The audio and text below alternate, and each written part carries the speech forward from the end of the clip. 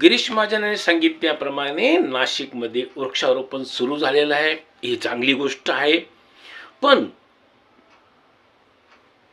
ते वृक्ष लागवड करतीलही, ते काही एवढी अवघड बाब नाही आहे, ती काही एवढी मोठी बाब नाही आहे.